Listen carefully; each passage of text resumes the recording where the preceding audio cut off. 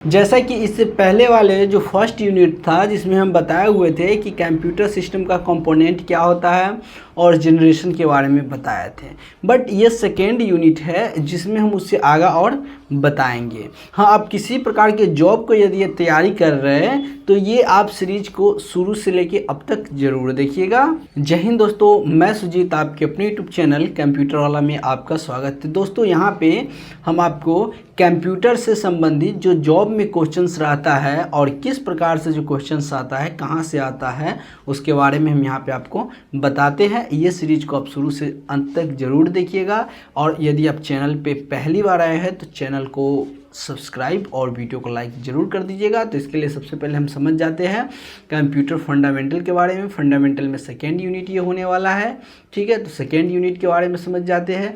सबसे पहले हम लोग क्या समझेंगे, कंप्यूटर के प्रकार के बारे में जानेंगे। उसके बाद फिर कंप्यूटर सिस्टम में जो मेमोरी कार्ड होता है उसके बारे में। मेमोरी में जैसे दो होता है, एक प्राइमरी मेमोरी होता है, उसके बाद जो सेकेंडरी स्टोरेज मेमोरी होता है उसके बारे में हम जान जाएंगे।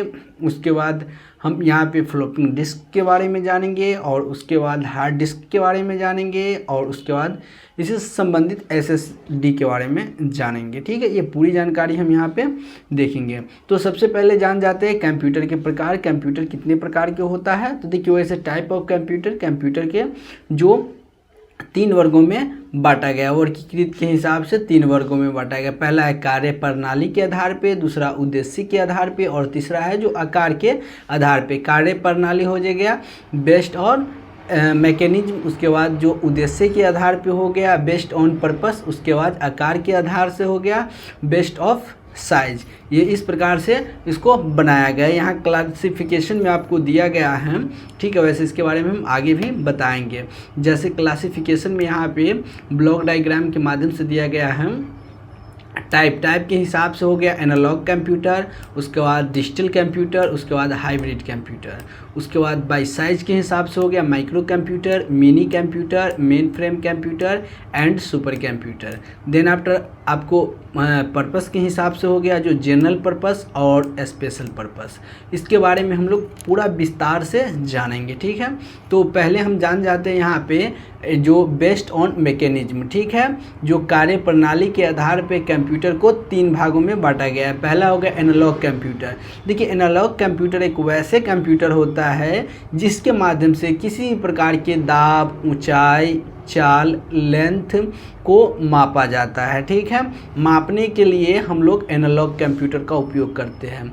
किसी प्रकार के बाय द वे कोई हवाई जहाज जो उड़ते जा रहा है, ठीक, और उसका ऊंचाई को मापना हो कंप्यूटर के माध्यम से तो हम एनालॉग कंप्यूटर से मापते हैं। किसी का जो लेंथ के दूरी कितना है तो उसको भी हम लोग एनालॉग कंप्यूटर से नापते हैं। तो नापने के लिए जैसे भूकंप आता है, रिएक्टर स्केल हो गया, ये एक एनालॉग कंप्यूटर के अंतर्गत आ गया, ठीक है। उसके बाद थर्मामीटर, ये सब थर्मामीटर भी हो गया, ये भी एक एनालॉग कंप्यूटर के अंतर्गत आ गया। उसके बाद एनालॉग कंप्यूटर मुख्य रूप से विज्ञान और इंजीनियरिंग के क्षेत्र में प्रयोग किए जाने वाले हैं, क्योंकि इन क्षेत्रों में मात्राओं का अधिक उपयोग होता है। उदाहरण के लिए यदि आप एक पेट्रोल पंप में लगे एनालॉग कंप्यूटर पंप से निकलने वाले पेट्रोल की मात्रा को नापता है, ठीक है।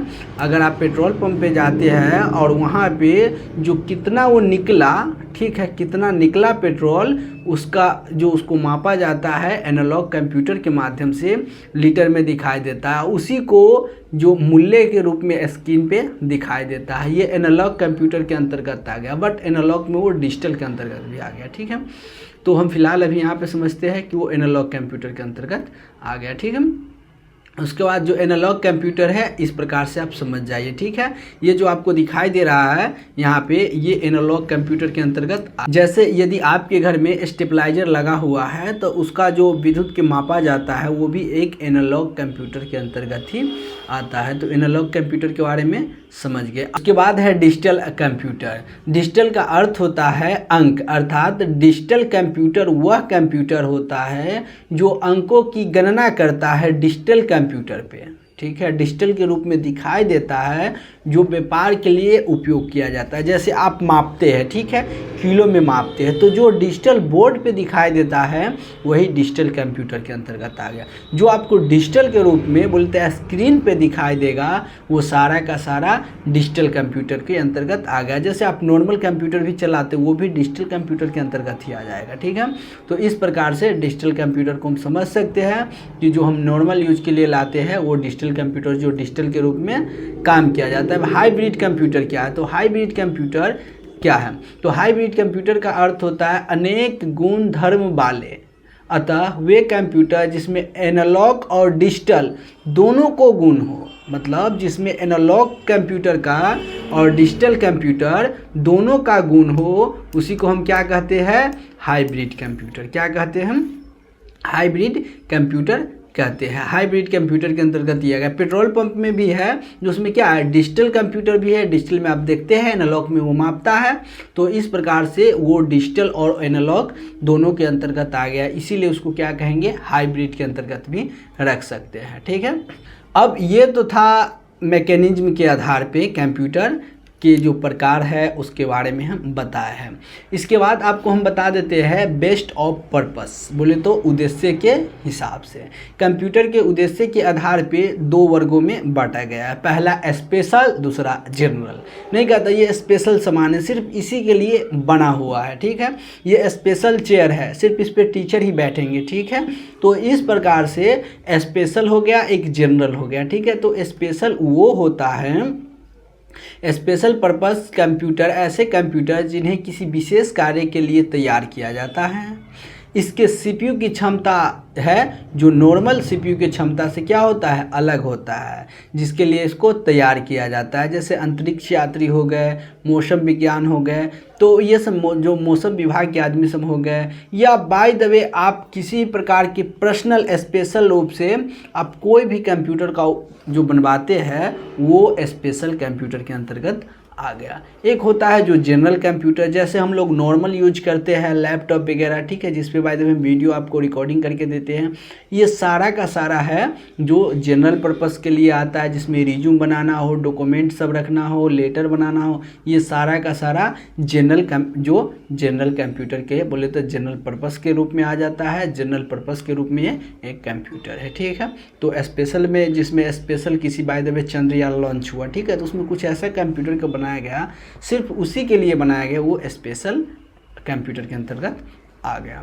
तो अब इसके बाद हम लोग बेस्ड ऑन साइज के हिसाब से कंप्यूटर को जान जाते हैं। तो कंप्यूटर के आकार पर हम निम्न श्रेणियों में बांटा गया है। पहला हो गया सुपर कंप्यूटर। देखिए, सुपर कंप्यूटर एक नॉर्मल कंप्यूटर नहीं है। इसका उपयोग करके विभिन्न प्रकार के कार्य किया जाता है। जैसे हम लोग पूर्व होने वाले संभावना के बारे में यहाँ से जानते हैं, मौसम के बारे में पता लगाते हैं।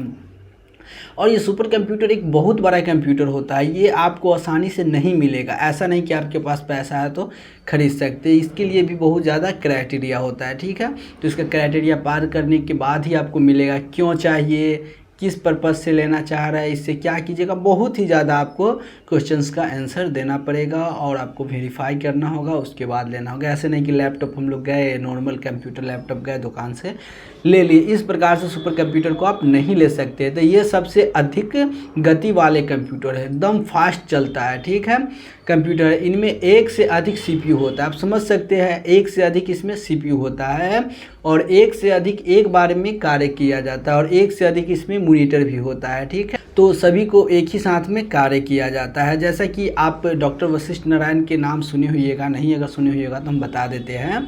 जब अपोलो मिशन अमेरिका में लॉन्च हो रहा था तो उस वक्त क्या हुआ था, वो करीब 32 कंप्यूटर है जो ख़राब हो गया था, ठीक है। तो सुपर कंप्यूटर के अंतर्गत ही था।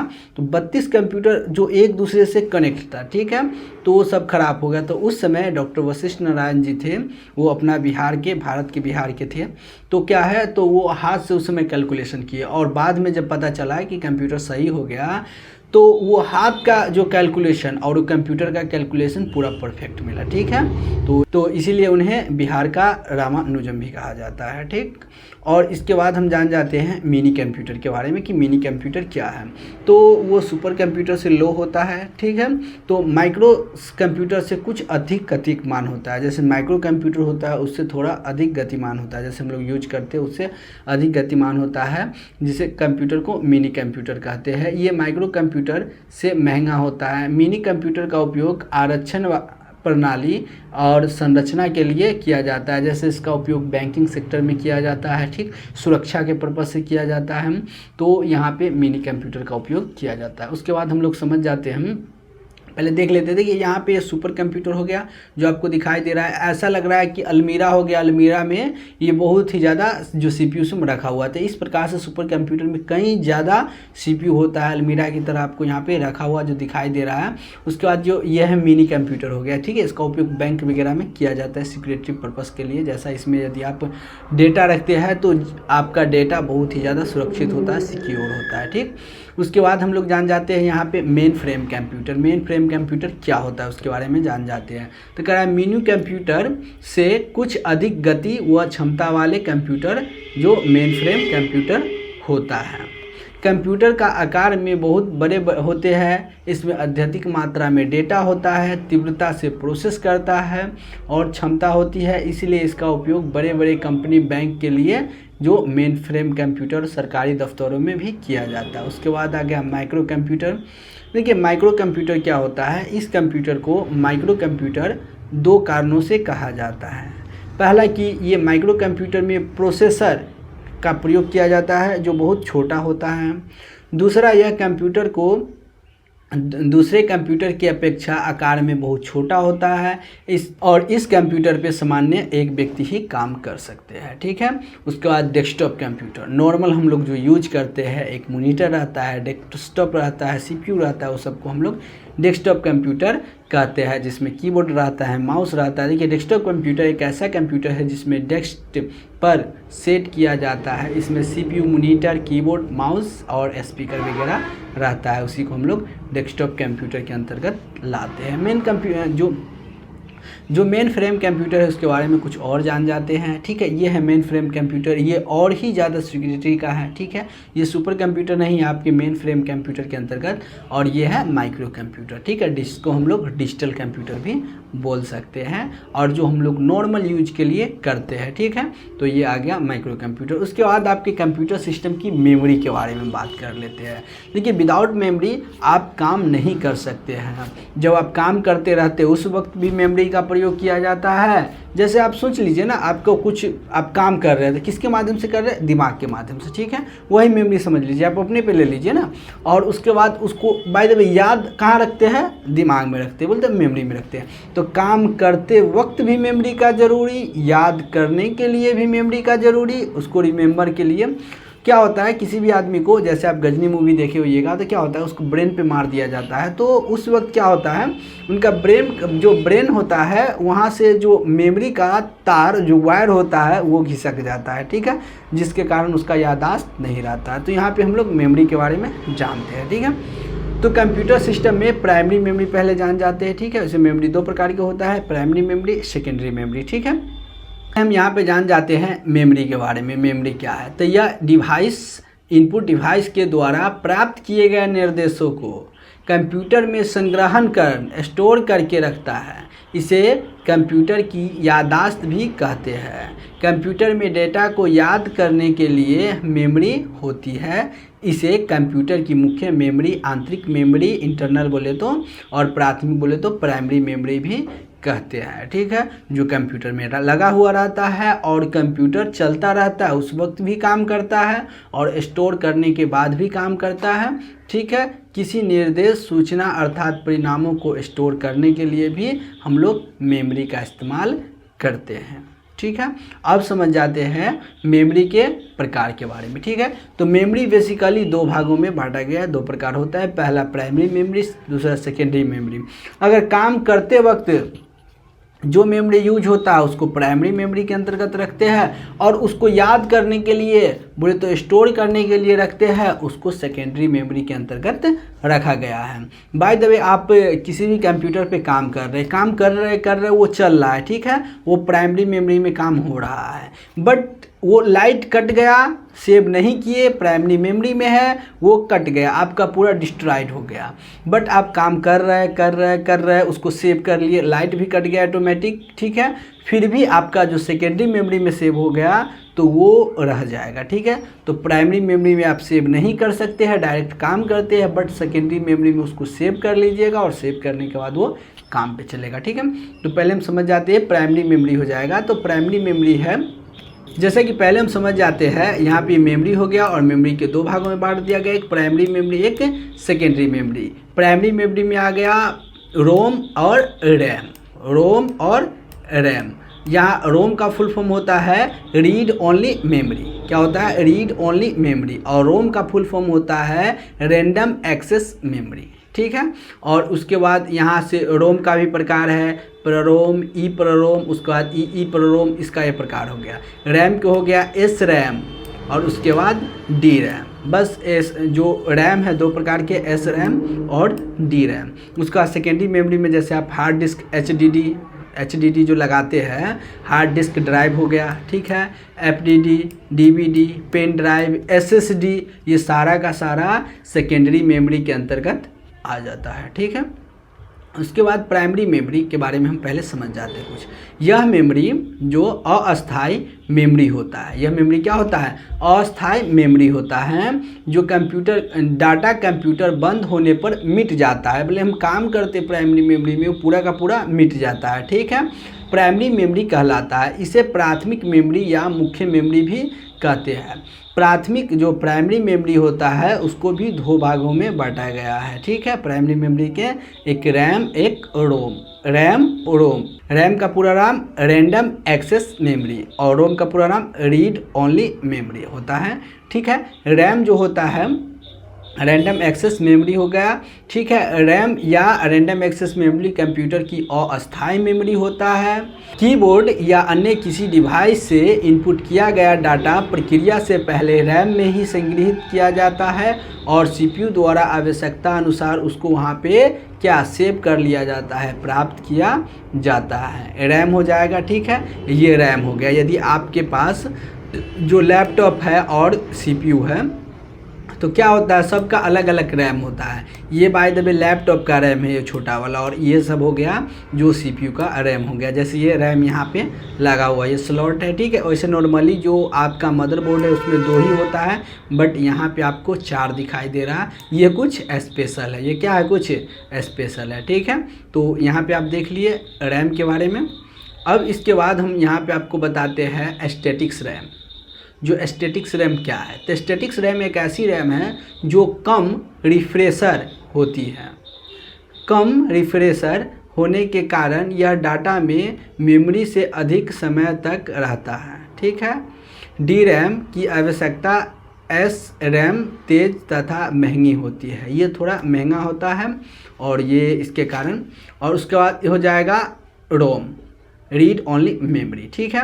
तो रोम का पूरा नाम होता है रीड ओनली मेमोरी। यह अस्थायी मेमोरी होता है जिसमें कंप्यूटर के निर्माण किए गए सभी प्रोग्राम को स्टोर कर दिया जाता है। इसी मेमोरी में स्टोर प्रोग्राम को नष्ट नहीं किया जाता है, उन्हें केवल पढ़ा जा सकता है, इसलिए मेमोरी को रीड ओनली मेमोरी कहा जाता है। बाय द वे आपका सी ड्राइव है, उसी में आप सेव किए हुए हैं तो थोड़ा उसमें रहेगा, ठीक है, बट याद रखिए और वो पहले उसको सही जगह पे उसको सेकेंडरी मेमोरी में सेव कर लिया जाना चाहिए, ठीक है। थोड़ा देर के लिए तो उसको सेव कर लेते हैं, बट जब काम करते रहते हैं रैम, बट थोड़ा देर के लिए वो रहता है, लेकिन उसको आप परमानेंट रखना चाहते हैं तो सेकेंडरी मेमोरी में रखना ही पड़ेगा। रोम के विभिन्न प्रकार है जो निम्नलिखित हैं। पहला प्रोरोम हो जाएगा, प्रोग्रामेबल रीड ओनली मेमोरी। उसके बाद ई प्रोरोम हो जाएगा, erasable programmable read only memory. उसके बाद ई प्रोलोम हो जाएगा, electrical programmable read only memory. तो इस प्रकार से हम लोग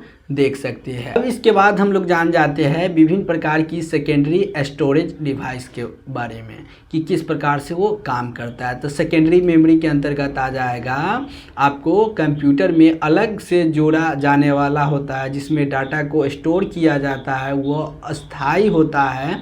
सेकेंडरी मेमोरी में floppy disk, hard disk, compact disk, optical disk, memory card, pen drive इत्यादि ये सब आता है, ठीक है।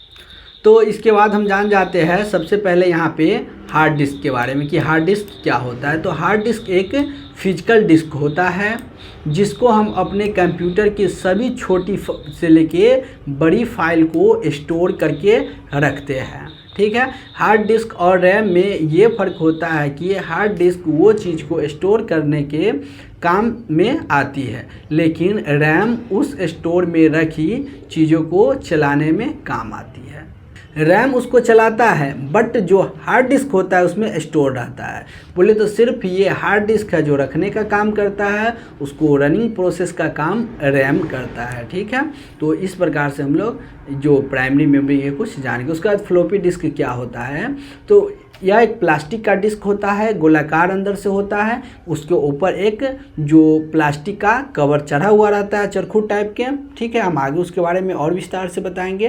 तो ये फ्लॉपी डिस्क के अंतर्गत आ जाएगा, गोला रहेगा, ठीक है, और बाहर से प्लास्टिक का कवर, जैकेट जिसको कहते हैं, ठीक है। आपसे पूछ देगा कि फ्लॉपी डिस्क का ऊपर जो चढ़ा हुआ रहता है उसको क्या कहते हैं, जैकेट कहते हैं। उसके बाद मैग्नेटिक टैब, मैग्नेटिक टैब क्या है, तो आप देखे होइएगा कि अपने जो गांव में जो एम्पलीफायर होता है, ठीक है, और एम्पलीफायर में जो कैसेट लगाया जाता था रील वाला, ठीक है, हम लोग उसको क्या करते थे, उसको पकड़ के और उसको खेलते थे, ठीक है, निकाल देते थे गांव में, एक पेड़ से दूसरे पेड़ में बांध देते थे और वो जैसे हवा बहता था तो बहुत ही ज़्यादा वहाँ पे उसका आवाज़ सुनने में अच्छा लगता था, इसलिए हम लोग ऐसा करते थे। हो सकता है आप लोग भी किए होइएगा, ठीक है।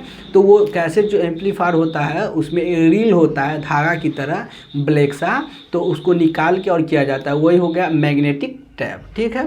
जो मैग्नेटिक टैब जैसे यहाँ पे आपको दिखाई दे रहा है, तो मैग्नेटिक टैब भी एक स्टोरेज डिवाइस है जिसमें केवल एक पतला फीता होता है, ठीक है। क्या होता है, एक पतला सा फीता। तो मैग्नेटिक टैब भी एक स्टोरेज डिवाइस है जिसमें एक पतला फीता की तरह ब्लैक जो रहता है, ठीक है, जिस पर मैग्नेटिक लिंक जो कि कोडिंग की तरह होता है। इसका प्रयोग एनालॉग तथा डिजिटल डाटा को स्टोर करने के लिए किया जाता है। यह पुराने जो समय के ऑडियो कैसेट की तरह होता है, ठीक है। ऑप्टिकल डिस्क एक चपटा वृत्ताकार, जो चपटा चौड़ा, ऊपर से तो चौड़ा रहता है बट अंदर रहता है वृत्ताकार। ऑप्टिकल डिस्क एक चपटा वृत्ताकार पॉलिक विटनेट डिस्क होता है जिस पर डाटा को फ्लैट के सतह के अंदर के रूप में स्टोर किया जाता है और उस पर चलता रहता है और स्कैन करके और बजता रहता है, ठीक है। तो यहाँ पे मैग्नेटिक टैब के बारे में समझ गया। अब हम जानते हैं ऑप्टिकल डिस्क के बारे में। ऑप्टिकल डिस्क क्या होता है, तो ये दो प्रकार के होता है, पहले समझ जाते हैं। ऑप्टिकल डिस्क पहला हो जाता है सीडी, जो आप देखते हैं कि जो कैसेट लगाया जाता है सीडी में, बाय द वे लैपटॉप में भी, बट अब जो लेटेस्ट लैपटॉप जो आता है उसमें नहीं रहता है सीडी लगाने वाला, ठीक है। तो सीडी हो गया जो गोला कैसेट की तरह रहता है, उसको भी हम लोग क्या करते थे, पकड़ के कोना पकड़ते थे और ऊपर उड़ाते थे, ठीक है, और बहुत ऊपर चला जाता था, ठीक है। आप लोग भी ऐसे किए होइएगा, यदि किए होइएगा तो कमेंट जरूर कीजिएगा। तो देखिए सीडी का हम कॉम्पैक्ट डिस्क के नाम से भी पुकारते हैं, ठीक है। ये आपका सीडी हो गया, आप इसको पकड़े होइएगा कोना और इसको उड़ाते होइएगा, ठीक है। और उसके बाद एक है जो डीवीडी है, इसी के तरह वो भी रहता है बट वो डीवीडी उसका क्वालिटी हो गया, उसका अलग क्वालिटी है, थोड़ा हाई क्वालिटी होता है। तो डीवीडी यानी डिजिटल वर्सटाइल डिस्क, इसकी डेटा कैपेसिटी में जो अंतर होता है सीडी के अपेक्षा ज़्यादा होता है, सीडी के मुकाबले डीवीडी में ज़्यादा होता है। मतलब डीवीडी में यूजर करीब 4.7 GB से लेके 17 GB तक का डाटा रहता है, ठीक है। जो बोले तो 4.5 GB से लेके अप्रॉक्स 17 GB तक डाटा इसमें लाता है। उसके बाद है फ्लैश ड्राइव, ठीक है। फ्लैश ड्राइव क्या है, तो पेन ड्राइव को ही फ्लैश ड्राइव कहते हैं। जैसे हम लोग नॉर्मल पेन ड्राइव है जिसका इस्तेमाल एक्सटर्नल के रूप में किया जाता है, जब एक सिस्टम से दूसरे सिस्टम में आप डाटा रखना चाहते हैं या स्टोर करके अपना कुछ पास में रखना चाहते हैं तो पेन ड्राइव का नॉर्मली इस्तेमाल करते हैं, ठीक है। तो इस प्रकार से, और ये है जो आपको यहाँ पे जो डीवीडी हो गया, ठीक है। तो डीवीडी और सीडी दोनों एक ही है। फिलहाल यह है जो इसका समझ आए कि पेट की तरह साइड से इसका फ़ोटो लिया गया है, इसका बैक के पीठी के साइड से फ़ोटो। उसके बाद हम समझ जाते हैं यहाँ पे फ्लॉपी डिस्क और हार्ड डिस्क की फिजिकल स्ट्रक्चर को समझाए, किस प्रकार से वो काम करता है, ठीक है। तो यहाँ पे हम लोग हार्ड डिस्क के बारे में समझ जाते हैं। हार्ड डिस्क या HDD एक ही बात हुआ। HDD का पूरा नाम होता है हार्ड डिस्क ड्राइव। यह एक फिजिकल डिस्क है। फिजिकल डिस्क एक वैसा डिस्क होता है जिसको हम लोग टच कर लेते हैं, दैट मीन्स वो टचेबल होता है, ठीक है, जिसको हम अपने कंप्यूटर में छोटी बड़ी फाइल को स्टोर करके रखते हैं, ठीक है, जितना भी फाइल फिल्म वगैरह ये छोटा या बड़ा हो उसको स्टोर करके रखते हैं किसमें, हार्ड डिस्क में। हार्ड डिस्क के अंदर एक डिस्क घूमता रहता है, आपको दिखा दे यहाँ पे, जो यहाँ पे आपको ये दिखाई दे रहा है, ये गोला सा इसमें कैसेट की तरह लगा हुआ रहता है और इस पे ये मैग्नेटिक इस पे जाता है, इस पे ये रहता है, ये सीधा ऐसे रहता है और इसको ये आगे पीछे रीड करता रहता है, ठीक है, और ये घूमता रहता है। अगर आप हार्ड डिस्क को, आपको ये लगता होगा कि हार्ड डिस्क को गिर जाएगा तो कुछ नहीं होगा, हार्ड डिस्क गिर गया, अंदर से क्रैक हो गया और ख़राब हो गया, ठीक है। तो आपका हार्ड डिस्क यदि गिर जाएगा तो क्रैक हो जाएगा, इसीलिए उसको संभाल के आप रखिएगा, ठीक है। तो हार्ड डिस्क के अंदर एक डिस्क घूमता रहता है, जितनी तेज़ी से घूमती है उतनी तेज़ी से डाटा को स्टोर किया जाता है, रीड किया जाता है। हार्ड डिस्क के घूमने की स्पीड को हम तो यहाँ पे हार्ड डिस्क के अंदर एक डिस्क घूमती रहती है, जितनी तेज़ी से डिस्क घूमती है उतनी ही तेज़ी से आपका डाटा स्टोर होता है और ट्रांसफ़र होता है। हार्ड डिस्क के घूमने के स्पीड को RPM बोले तो रिवॉल्यूशन पर मिनट में मापते हैं। तो यहाँ पे हम हार्ड डिस्क के बारे में आपको बता दिए। हार्ड डिस्क का बाय द वे लेयर होता है, ठीक है, लेयर में ये सारा लेयर एक दूसरे से काम करता है, 3 लेयर उसके पास होता है, सेक्टर S हो जाता है, उसके बाद सिलेंडर C हो जाता है, प्लॉटर हो जाता है, उसके बाद ट्रैकर हो जाता है, ट्रैकर यहाँ पे लगा हुआ रहता है, ट्रैक करता रहता है, तो इस प्रकार से काम करता है, ठीक। उसके बाद संचार एवं कार्यविधि के बारे में हम जान जाते हैं, हार्ड डिस्क किस प्रकार से काम करता है। तो हार्ड डिस्क चुंबकीय डिस्क से मिलकर बनी हुई रहती है। हार्ड डिस्क जो होता है चुंबकीय डिस्क से मिलकर बनी हुई रहती है। इसमें डाटा को पढ़ने एवं लिखने के लिए एक हेड होता है, आपको पीछे बताया कि हेड घुमा हुआ है, ठीक है, वो आगे चला जाता है। जैसे यहाँ आपको, अब यदि आप जो ध्यान नहीं दिए होइएगा तो आपको बता दे, ये जो ये हेड होता है ये यहाँ पे आ जाता है, ठीक है। तो इस प्रकार से आप हेड के बारे में जान सकते हैं। तो ये जो हेड होता है जो यहाँ, तो हार्ड डिस्क चुंबकीय डिस्क से मिलकर बनी होती है। इसमें डाटा को पढ़ने के लिए एक हेड होता है, ठीक है। जो हार्ड डिस्क में एक सेंट्रल शाफ्ट होती है जिसमें चुंबकीय डिस्क लगी होती है, ठीक है।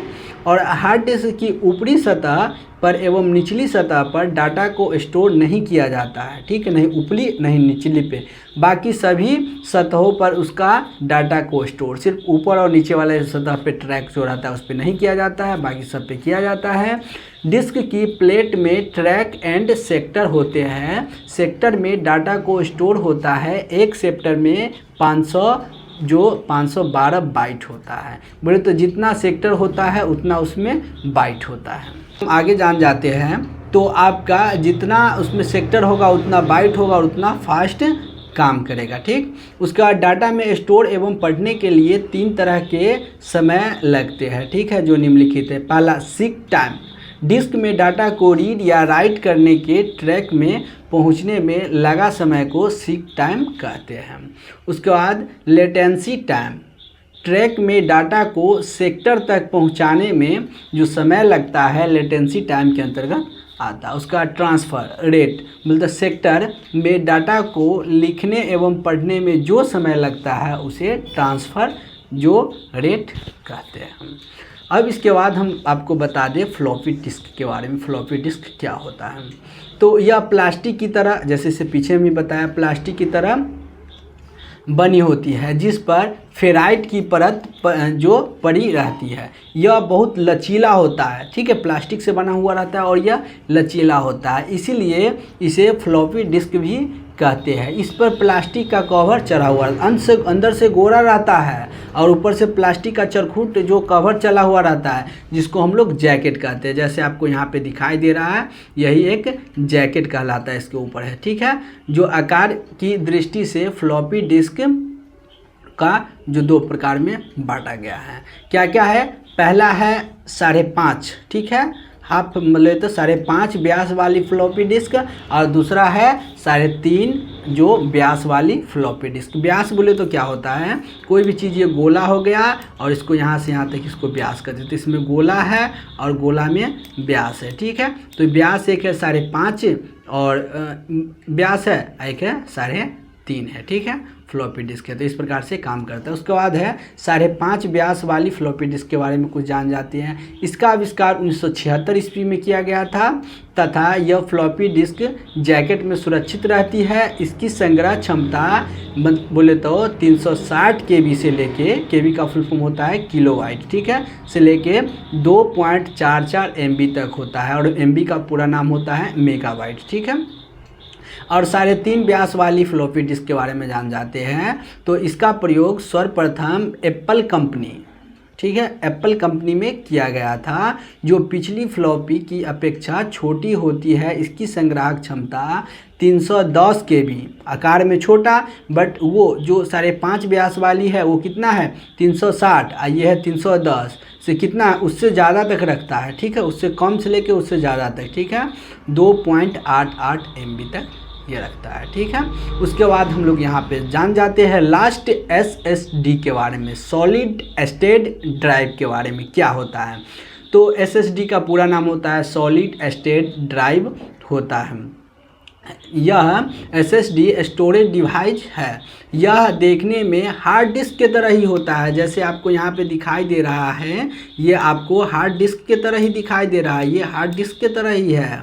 और ये क्या होता है, लेकिन इसकी स्टोरेज और कैपेसिटी हार्ड डिस्क की अपेक्षा क्या होता है, ज़्यादा होता है। एसएसडी बिल्कुल रैम की तरह की सेकेंडरी से बनी होती है। जिस प्रकार से रैम बनता है जिस क्वालिटी से, उसी क्वालिटी से एसएसडी भी बनता है। इसके कारण क्या होता है, ये बहुत ही ज़्यादा फास्ट चलता है, लेकिन यह एक अस्थाई स्टोरेज होता है, जिसमें डाटा को अस्थाई रूप से स्टोरेज करके रख सकते हैं। रैम में नहीं रख सकते हैं, बट यहाँ पे रख सकते हैं। जिस प्रकार से पेन ड्राइव और मेमोरी कार्ड डाटा को स्टोर करते हैं, ठीक उसी तरह से एसएसडी भी डाटा को स्टोर करते हैं, एक तरह से दूसरे तरह ले जाता है। एसएसडी एक छोटा रूप से पेन ड्राइव भी इसको कह सकते हैं, और इसमें स्टोर करता है। इसके बारे में हम आगे और जानते हैं, ठीक है। उसके बाद हम लोग जान जाते हैं एसएसडी के विशेषता के बारे में, कि एसएसडी की सबसे बड़ी खासियत है कि यह एचडीडी से काफ़ी तेज़ स्पीड में जो डाटा को रीड करता है, रीड और राइट करता है, ठीक है। और ये लो पावर कंज्यूम करता है, ठीक है, बोले तो कम पावर में भी ये चलता है, ठीक है। एचडीडी की तुलना में यह पावर बहुत ही कम खपत करता है, ठीक है। और उसके बाद पावर में ही यह बेहतर परफॉर्म्स करता है, और वही पावर में वो बेहतर परफॉर्म्स करता है, ठीक है। और इसका लॉन्ग लाइफ देखिए, जो हम बताया है एचडीडी बोलते हैं हार्ड डिस्क ड्राइव के, उसमें गोला सा एक चक्री रहता है, और उसमें एक जो वो चलता रहता है, बाय द वे गिर गया तो ख़राब हो गया, बट इसमें कोई नहीं, इसमें एक कार्ड की तरह रहता है, ठीक है। जिस प्रकार से आपका रैम होता है उसी प्रकार से कार्ड होता है, जिसके कारण ये लॉन्ग लाइफ चलता है। जो इसके अंदर कोई मूविंग पार्ट्स नहीं होता है या मैग्नेटिक पार्ट नहीं होता है, जिसके कारण इसके जो लाइफ क्या होता है बहुत ही ज़्यादा लंबा होता है, जैसे यहाँ पे आपको दिखाई दे रहा है एसएसडी का। इसके बाद हम समझ जाते हैं एसएसडी का खामिया के बारे में। बोले तो इसका अवगुण समझिए या खामिया समझिए क्या है। तो इसका है जो रेट हाई है और स्टोरेज लो है। अब बाय द वे आप समझ जाइए, यदि आप एचडीडी जो हार्ड डिस्क ले रहे हैं तो आपका 2000 में हो जाएगा 1 TB बराबर 1024 GB हो जाता है। तो 2000 में आपको 256 GB ही एसएसडी होगा, ठीक है। बोले तो उतना ही रेंज में अगर एसएसडी लीजिएगा तो 1 TB हो जाएगा, बोले तो 1024 GB, और ये हो जाएगा आपको एसएसडी लीजिएगा तो 500 जो 226 GB ही होगा, ठीक है। तो इस प्रकार से यह एक नई टेक्नोलॉजी है, इसी कारण अभी ये जो हाई स्टोरेज में उपलब्ध नहीं है, ठीक है, और ये ज़्यादा स्टोरेज में भी अभी उपलब्ध नहीं है। उसके बाद समझ जाते हैं लोकल एबिलिटी, ठीक है। तो एसएसडी आपको मार्केट में मिलेगा, बट सब दुकान में इतना आसानी से नहीं मिलेगा। वैसे तो आप जो हर दुकान में रख रहे हैं, लेकिन थोड़ा पहले ये उतना आसानी से नहीं मिलता था, ठीक है। ये हो गया जो आपका एसएसडी हो गया। यहाँ पे हम आपको सेकेंड यूनिट में मेमोरी के बारे में बताया कि मेमोरी क्या होता है, मेमोरी किस प्रकार से काम करता है। हम यदि कंप्यूटर को फास्ट करना चाहते हैं, जैसे यदि आपका कंप्यूटर स्लो चल रहा है, SSD नहीं लगा हुआ है तो उसमें SSD लगा दीजिएगा तो वो फास्ट चलने लगेगा, ठीक है। तो इस प्रकार से हम यहाँ पे जितना भी जो क्वेश्चंस आने वाला था सभी के बारे में हम डिटेल से बताया। वैसे हम आपके लिए हम क्वेश्चन सीरीज भी लाएंगे, ठीक है, जिसमें आपको पता चलेगा कि ये सब हम पीछे पढ़े हुए और क्वेश्चन हम पूछा हुआ भी रहेगा, ठीक है। तो यहाँ पे हम इसके बारे में देखें। इसके बाद जो नेक्स्ट जो थर्ड यूनिट आएगा उसके बारे में और उससे आगे हम बताएंगे। अगर फर्स्ट यूनिट नहीं देखे हुए तो जाके फर्स्ट यूनिट भी देख लीजिए और ये सेकेंड यूनिट भी देख लिए और इसके बाद थर्ड भी ज़रूर देखिएगा। आज के लिए इतना ही, फिर मिलते हैं हम लोग नेक्स्ट वीडियो में।